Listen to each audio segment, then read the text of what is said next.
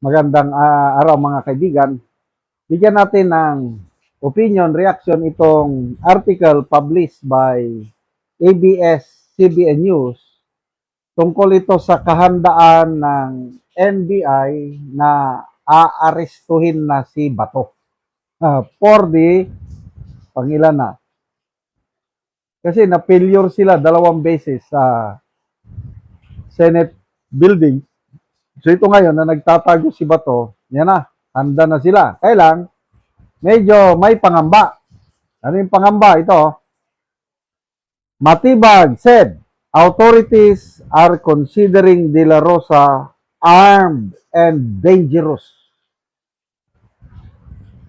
as part of standard protocol, especially with his background as former Philippine National Police Chief. Ito ang pahayag ni Director Matibag. It is our standard protocol that if we're searching or locating a fugitive from justice, ang presumption namin lagi is armado yan at delikado. Senator Bato came from the law enforcement, so alam niya how the law enforcement will work in order to catch him. But we want to arrest him without any delay. Talagang pag nakita natin siya, we will arrest him. Ang tanong, how?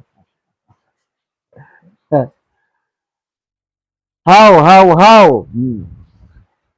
Matibag also said authorities are considering the possibility that De La Rosa is being aided by other groups and personalities.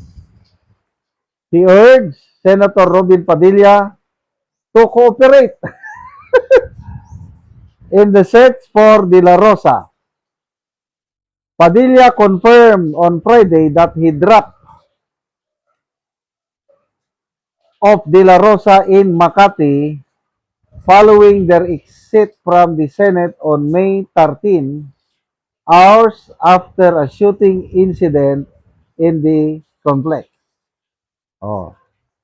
It is Senator Padilla himself who confirmed na sa kanya sumakay, nakisakay sa kanya at ibinaba niya sa isang lugar kung saan na kinuha. So, I think even without the law enforcement asking Senator Padilla kung asan, I think he is a responsible senator, responsible citizen na alam na niya na ngayon dapat managot sa batas at siya na mismo ang voluntary to shed light sa pangyayaring ito. Okay, unahin natin yung armed and dangerous. Agree ako niyan. I-member siya ng SAF, the Fighting Guest Unit ng Philippine National Police. Lumaki siya sa Mobile Force Unit ng PNP. Malaking karanasan si Bato sa counterinsurgency. Lumaban siya sa mga teroristang NPA. May nakita kong mga videos niya noon or mga litrato niya nasa detachment. Tinyente pa siya. Ang hawak niyang armas is M203. Yung Armalite na mayroong grenade launcher. 1986. Kalakasan pa ng NPA noon dito sa Mindanao. So, halos nagkasunod lang kami ni Senator Bato. 1985 ako na destino sa Mindanao, siya naman 86. Sa Caraga Region, Agusan, Surigao ako, siya naman sa Davao Region. So, experience-wise,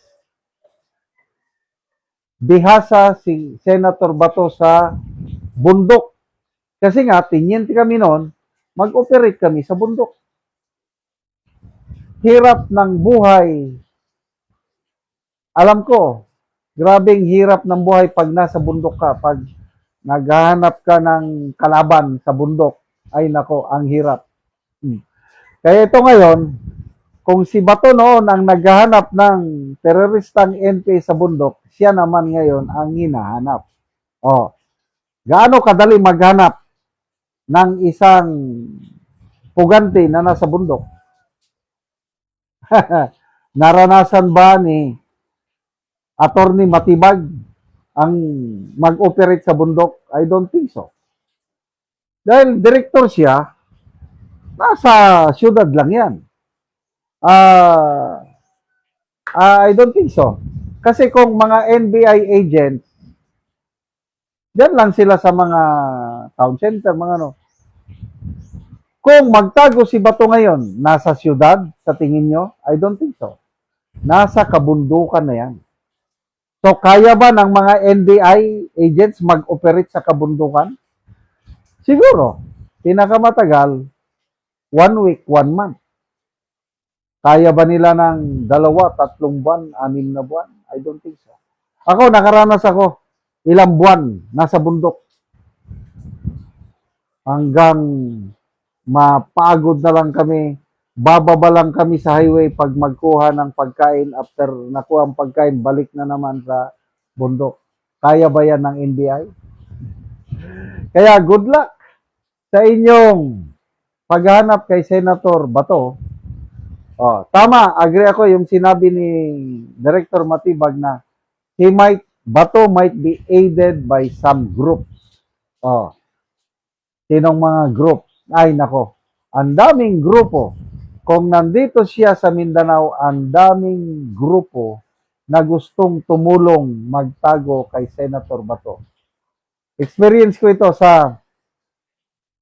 nung na-assign ako sa Mindoro. During that time, hinahanap si Palparan. Hinahanap NBI din. So, ang NBI pumunta sa isang political business leader. Nagpapatulong kung nasaan si Palparan. Prinangka sila ng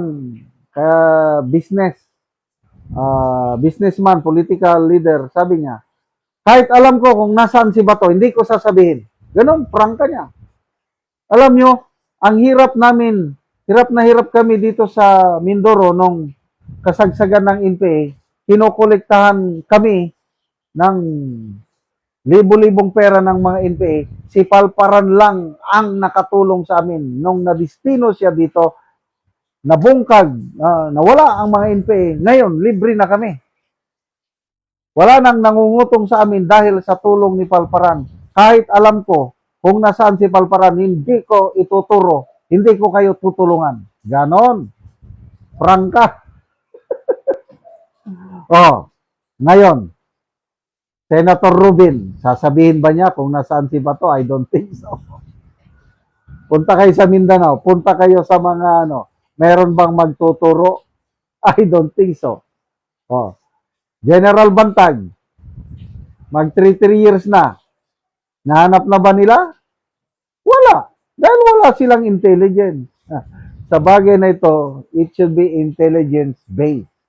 Nasa napakaluwang ang Mindanao.